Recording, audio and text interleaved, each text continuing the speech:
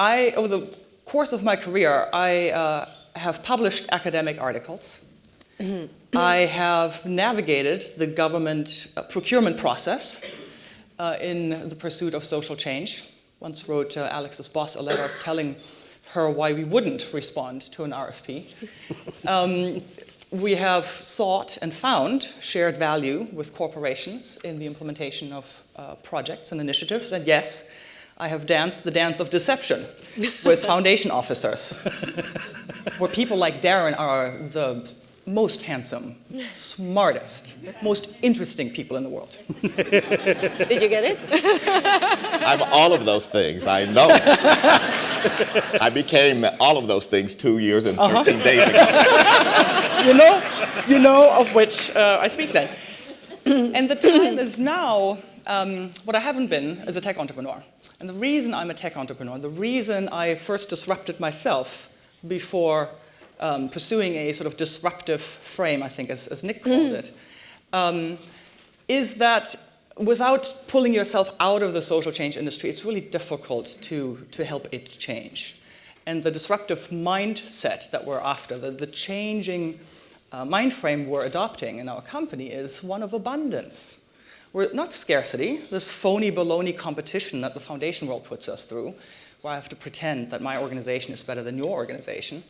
But what if we start from a perspective of abundance, of solutions, of ingenuity, of creativity, wherever it might reside, and then think about harnessing that abundance to accelerate the pace of social change? That's the question a few of us began asking ourselves a few years ago. And what that does is, from a perspective of the sector then, is to say, our problem is not that we don't have enough resources, ideas, money, and time. Our problem is how we harness the things that already exist, how we overcome the fragmentation of our industry, to Paula's point, right? And so when you do that, you realize that we have a lot to learn from other industries. And I was trained as an economist, so I will offend some people in this room when I say the social change industry is an industry. And it is an industry that exists because markets and governments fail to provide us with all the things we need to live well, right? If markets and governments were functioning perfectly, we would need philanthropy and charities and NGOs, etc. That's true.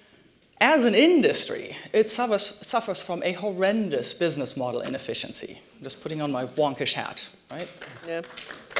We work in isolation. This behavior between NGOs and foundations is basically one that in the academy we would call information asymmetries and rent-seeking, right?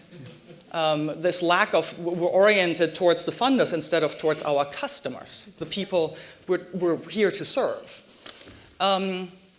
I take comfort from the fact that every industry in the history of humanity that has exhibited these sorts of characteristics has been disrupted.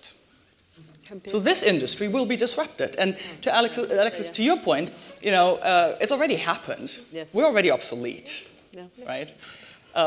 Some organizations are trying to stay ahead of that inevitable pivot and change. And those are the organizations, some of which we've had the good fortune of working with. So one of our partners, and in fact founders, if you will, is the Rockefeller Foundation, a 100-some-year-old organization that says we need to change the way we do philanthropy and see the benefit of harnessing technology to help facilitate that.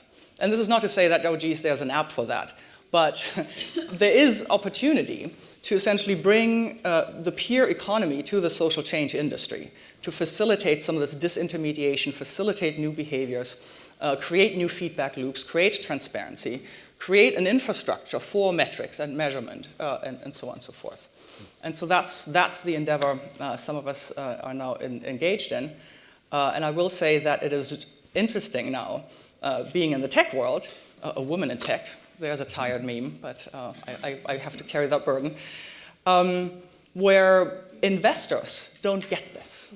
It's really interesting. So there's a role in this room for people who have that sort of capacity to play a very interesting role, because investors we talk to are looking for mythical creatures. They're fascinated with unicorns, right? Our operating company is named after the largest living organism on Earth, Armillaria.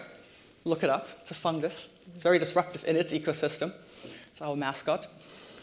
And that's sort of the guiding ambition here, to now figure out, can we put tech for good not just into the frontline application, to Jim's point, but can we harness tech for the good of the entire industry? And we're not asking for permission. I'm not going to write another grant proposal in my life. We're, just to quote a famous ad man in my adopted hometown of Portland, Oregon, just do it. Right? We can make this market, we can change behavior by just doing it. Looking forward to your questions. Cool, just do it. Fantastic, thank you all.